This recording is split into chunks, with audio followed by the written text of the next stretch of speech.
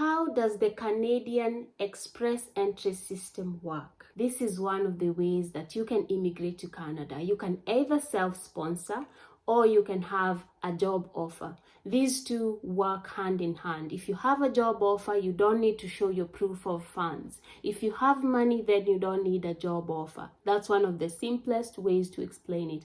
But then there are other points that you need. And the reason I've been insisting on getting a job offer is because it covers a huge chunk of what you need to do in order to get the points that you need in order to be able to immigrate to Canada. So, hello everyone, I am Laika. I try my best to provide you with the best knowledge on immigration systems around the world in order for you to be able to immigrate or to help someone else immigrate. If you like my video, please share it, please comment, like, and as usual, remember to subscribe. So if you're interested in immigrating to Canada through the express entry system, come with me.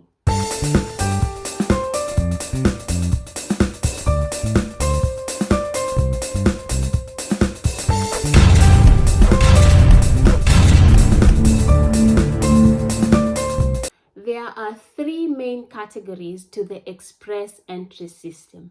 The first one is the Canadian experience class. Now this is for skilled workers who have Canadian work experience. Are you in this? No? You go to the second one. The second one is the Federal Skilled Worker Program. The Federal Skilled Worker Program is for skilled workers with foreign work experience. So if you have work experience, then this is for you. You also have to meet a certain education criteria, and then there are other factors to that. Are you in this? No, let's go to the third one. It's the Federal Skilled Trades Program, and this is for skilled workers who are qualified in a skilled trade.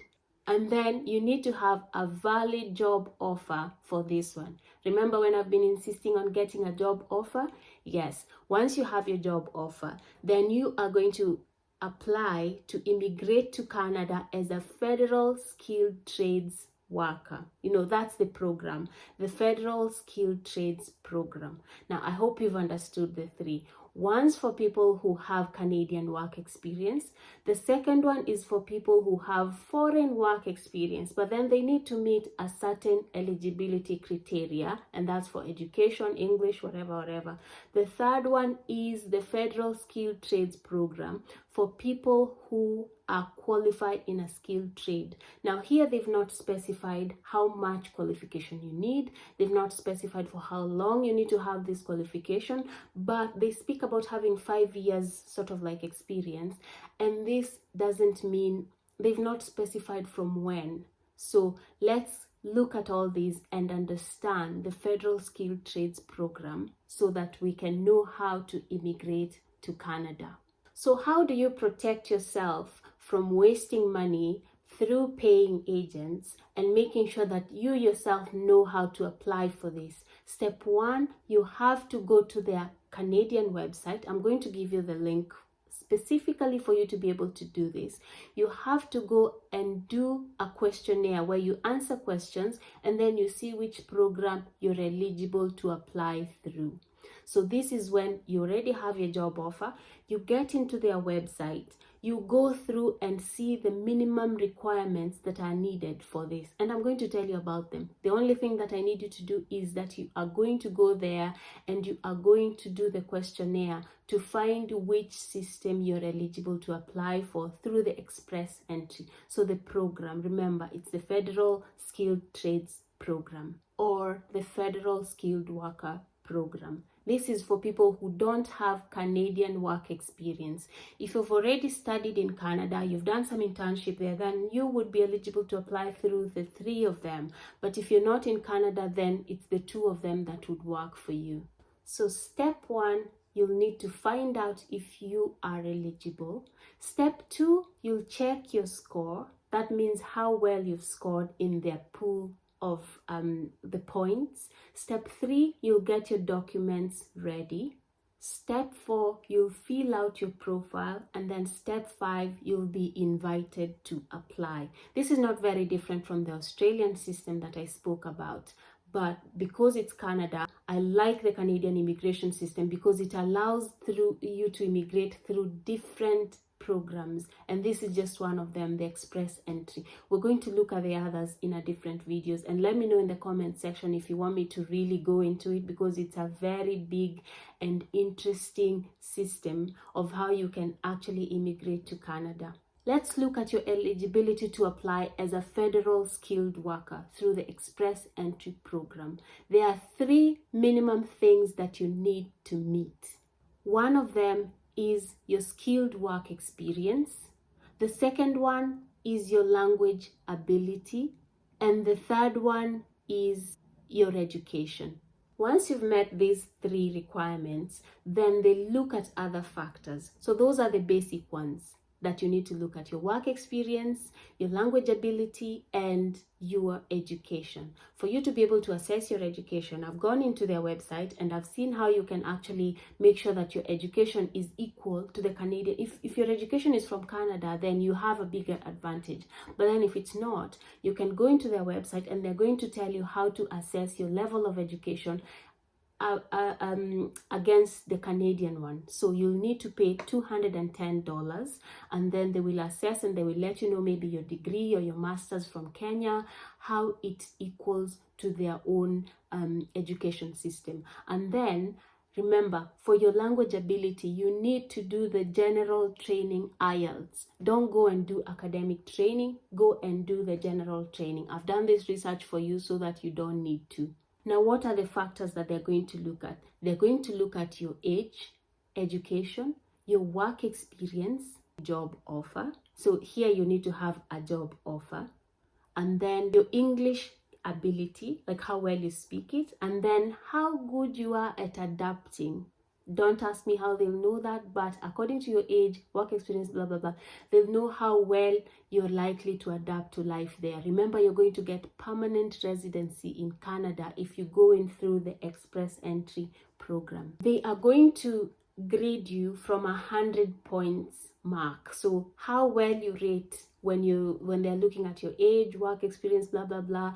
It's off 100 points and the pass mark is 67. So if you're below that, then you cannot apply. For example, if your IELTS, if you didn't pass above 6.5, like if you have 8.5, 9.5, I don't know if people get 9.5, but if you have all that, and then from your age, you're within that category of, from 23 to like 35, if you're among that, just remember, if you're over or under, it doesn't mean that you can't apply.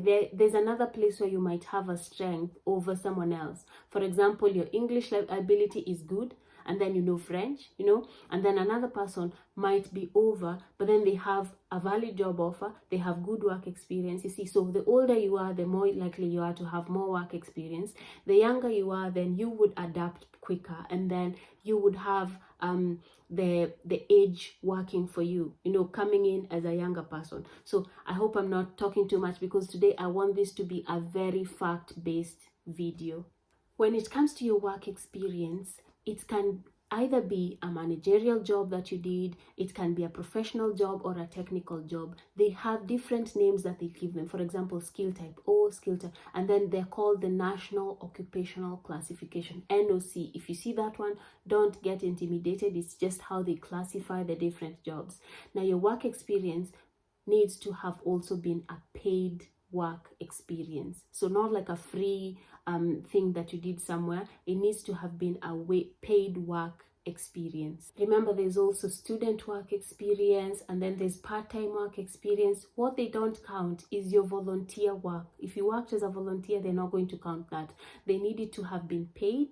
But then it's just because when you're working in Canada, you have these contracts that people give you, and in Kenya, most of us sometimes can work without a contract, because it's a job where you're going, let's say you're doing Django, you're going here today, you're going here tomorrow, you're going there. So just count it all as a job, and then make sure that when you're doing that, the requirements, when you're telling them, tell them that you've done that job probably for the past 1 year continuously, and then find a way to prove that you've been working. As long as you can prove that you've been working, then you're going to be ranked higher in their point system than someone who's for example, going to say, I've been a volunteer, I've been this and that, it doesn't hurt your chances, but then someone who's had paid work experience would rank higher than you. I hope you understand the difference in that. Once you've had all this, I've already spoken about the education, I've already spoken about the work experience and the proof of funds. And if you don't have that, you need to have a job offer. Yeah. So once you've done all that, you're going to submit your profile and then they're going to consider you. So let's look at the next one. That is the Federal Skilled Trades Program. The Federal Skilled Trades Program does not have an education requirement, but if you are educated, then you stand a good chance. It's for skilled trade workers to go into Canada and work in those jobs that probably the locals don't want to do, or they can't fill the position based on the level of qualification needed. You know, like for example, you've been working as there are people who know how to operate you know, the thingy that lifts and takes them. If the person cannot find a worker to do that, then you would be eligible because you have the qualification, you probably have the work experience, because you need work experience of at least 1 or 2 years. And then there's a way also that they classify, you know, that National Occupational Classification, NOC. So there's major group 72, industrial, electrical, construction trades, maintenance and equipment operation trades. You see, like the one that I was saying, this, it's that equipment that I don't know what it's called. Yeah, the butchers and bakers, chefs and cooks. So it doesn't discriminate. As long as it's a skilled trade, you can apply under this program and immigrate to Canada through the express entry. So as of now, the money that you need to show as proof of funds is around 13,000 Canadian dollars. However, if you're coming in as a spouse, you can use the money that's in their account and then it will count for 2 and for each dependent that you're planning to have. People would have this kind of money and then they would go and pay an agent in order for them to be able to apply. You can use it and apply for it yourself. If you need advice, go to an immigration lawyer. You know, if you need advice, go to an immigration lawyer. In a few years, I might be an immigration lawyer, you know, because I'm also increasing my knowledge. But if you need advice, look for an immigration lawyer, please, because they would be able to help you in the best way possible and they would advise you better. You know, I'm just someone who's reading information and giving out to you in a way that you might understand, because that's how I understand it, you know.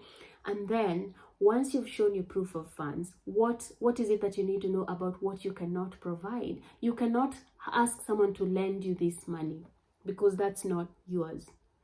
Another thing you cannot do, you cannot use your title deed, for example, that's equal to this amount of money. You have to have the money to show that you are going to be able to support yourself. If you do not have the money, you need to have a valid job offer from an employer in Canada, because then they are going to cover that. Remember, this amount changes every year. So it's not like it's something that's set in paper. Every year they would change it according to the cost of living, blah, blah, blah. Just, it's to protect you. It's not to keep you away. It's to protect you, to make sure that when you get there, you are able to settle, and then it will sustain you for the period of time that it takes for you to be able to apply for jobs. Because remember, after you get it, you'll now be able to apply for jobs as someone who's eligible to apply and work in Canada. Remember when we were applying for jobs in Job Bank, and then some of them would say, do not apply if you're not allowed to work in Canada. Once you have this, once you get the permanent residency, then you can apply as someone who's eligible. The Canadian government also encourages you to carry as much money as you can for you to be able to settle in. When you don't have a job offer, carry as much money as you can. And then when you're going in, if you're carrying more than 10,000 Canadian dollars, you have to tell the person at the border that you're carrying money. Otherwise, you could be fined, you know, because of money laundering and stuff. Remember to carry enough money for yourself and your family. And then because people have savings, there are people who've saved enough and they can actually go and work outside their country, but they don't know. So if you have the money and you apply and you're eligible, please remember to tell them at the border that you're carrying money, so that you're not fined and then you could end up losing money or being deported. The airport is also another embassy. They can, at any moment, they can just decide, whew, out you go. Now remember, in Canada, each province is allowed to actually do their own assessments and bring in workers from outside. So as long as you're not planning to settle in Quebec, where they speak French and they have their own way of bringing in workers, then you can apply to settle in Canada under these two programs that are under the express entry, and then you can immigrate to Canada. Now, was that difficult? No. I'm sure by now you know way more than you did before this video began. Now guys, I need you to remember that if someone tells you, oh, you're moving to Canada in 2 weeks, you're moving to Canada very quickly, please remember that it's not an easy system. It takes a lot of time, calculation, it takes money, it can take your whole being in order to be able to immigrate to a first world country from a third world country. And they know this because they don't make it very easy. But if you understand everything that you need to do, then it can become like a cup of tea for you. Remember, I applied for myself and my husband. We had no experience at all when it came to immigrating to the UK, but we did it, and eventually we were able to do it using like people's video tutorials. And yeah, even yesterday we've actually been just looking, because everyone's willing to help if you want to go the extra mile. So what are the things that you're going to be doing on the calculating? Your marital status matters. Are you going to move with your partner? If you don't have a partner, then that's okay as well. But remember, these things are all going to matter at the end. So for example, if you're married, you may not score as well as someone who's single. But then if your partner is planning to move with you, if your partner has a degree, then you'll score higher than the person who is single. I hope you understand. Your age, how old are you? Are you above 30? Maybe you may not score as well as someone who's 26. But then how much work experience do you have at 30? You know, maybe you have more work experience because for the 4 years you've been working, and the person who's 26 would also have the advantage of age. So it's not, don't be deceived into thinking that it's difficult. It's a tool that you can use. So go do your IELTS. Remember, the IELTS needs to be valid for the last 2 years. Do the general training IELTS. Do the job applications, because having a job offer will enable you to immigrate quicker than someone who's, for example, not getting the job offer. But then if you can show your proof of funds, then nothing is going to stop you. Are you planning to immigrate with your partner? Does your partner have a job? Do they have experience in the field that they've been working in? You know, like, these are things that we need to be able to, if you're interested in working abroad, then go and try these things. Okay, remember, you'll need to have your papers checked, your level of experience checked. It doesn't matter, because they have a set amount of money that you'll need to pay for them to assess, and then they'll let you know how well you qualify, and then you'll use that. Your proof of English language, you'll use that as well. So don't be discouraged. I want you to come with me. Let's go into my computer and let's see how you are going to calculate your eligibility to be able to immigrate to Canada. This is how the page looks like. I'm going to copy and paste this into my description box so you can go there and see how well you rate as well. So what's my marital status? I'm going to say I'm married. Is your spouse or common law partner a citizen or permanent resident of Canada? No, they're not. Will your spouse or common law partner come to Canada with you? I'm going to say yes. How old am I? So let's say I am 30. What's your level of education? Enter the highest level of education for which you earned a Canadian degree. So I did not earn a Canadian degree. Had an educational credential assessment if you did your study outside Canada. So the ECAs must be from an approved agency, and I told you it costs $210 for me to be able to assess mine. So I have a degree, but then I am going to say maybe it ranks to 1 year program. You know, I don't know how my degree ranks, because I've not paid the $210 to assess it. But if you're serious about this, remember, you need to do it. Yeah, and then I am going to do, have you earned a Canadian degree, diploma, or certificate?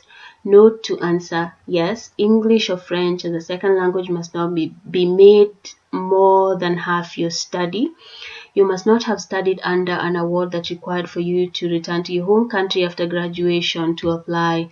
Have I earned a Canadian degree, diploma, or certificate? My answer is no. Official languages. Canada's official languages are English and French. Are your test results less than 2 years old? Yes. So let's say I've just completed my IELTS and I've passed. Which language test did you take for your first official language? I did IELTS. So speaking, I got 7.5 to 9. Listening, I got 8.5 to 9. Reading, I got 7 to 7.5. And then writing, I got 6.5. Do you have any other language results? I'm going to say not applicable. Work experience, so this is another place where they look. In the last 10 years, how many years of skilled work experience in Canada do you have? So I don't have any. None. In the last 10 years, how many total years of foreign skilled work experience do you have? So that's where now I would have been working, let's say, for 2 years, because I've said I'm 30. So let's say I started working from 28. Remember, yours could be better because you maybe have more work experience. Do you have a certificate of qualification from a Canadian province, territory, or federal body? A certificate of qualification. I'm going to say no. Additional points. Do you have a valid job offer supported by a labor market impact assessment if needed? A valid job offer must be full-time in a skilled job listed as that, supported by LMIA or exempt for 1 year from the time you become a permanent resident. A job offer isn't valid if your employer is an embassy, blah, blah, blah, on the list of ineligible employers. So do I have a job offer? I'm going to say yes. Which skill? So let's say I'm going to be working in construction, and let me just select the first one. Do you have a nomination certificate? I'm going to say no. Do you or your spouse or common law partner, if they'll come with you, have at least one brother or sister living in Canada? This helps if I have someone living there, but I'm going to say no because I do not have someone living there. What is the highest level of education for which your spouse or common law partner has? So because they studied in the UK, I'm going to say they have a bachelor's degree, but remember your situation is different. In the last 10 years, how many years of skilled work experience does your spouse or common law partner have? He's been working for more years, so I'll say 5 years or more. Did your spouse or common law partner take a language test? If so, which one? They do not need. Let me calculate how well I score.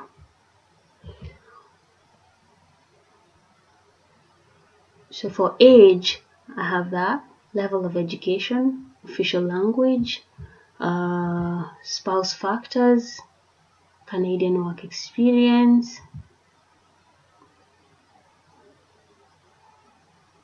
So I have 538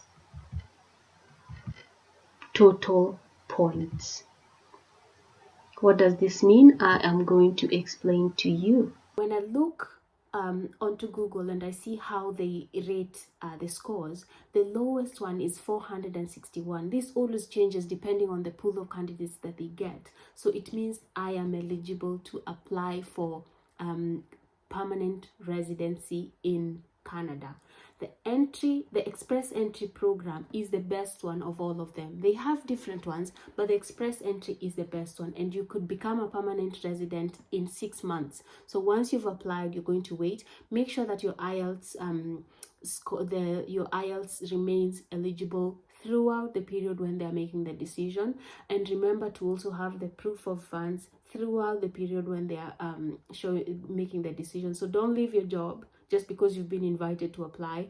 Put in your expression of interest, wait for the result, and then once you actually have the permanent residency offer, then you can sort of like quit or tell your boss that you're leaving, and then you can then immigrate to Canada with your family or by yourself, depending on your current situation. So that's how it works. Once you have the job offer, this is how you're going to immigrate into Canada through the express entry system. I hope that's helped you. I hope you've learned something, and I'll see you in the next video where we are still going to be speaking about immigration, blah blah blah. Remember to subscribe, okay, so that we don't have to charge for these things. I like giving free information, but then time, oh my goodness. Yeah, let's see. Share my content, please, so that we also get it to reach many people, and then so that you don't immigrate alone and you have company when you're going. Yeah, so see you next time, guys. Ciao.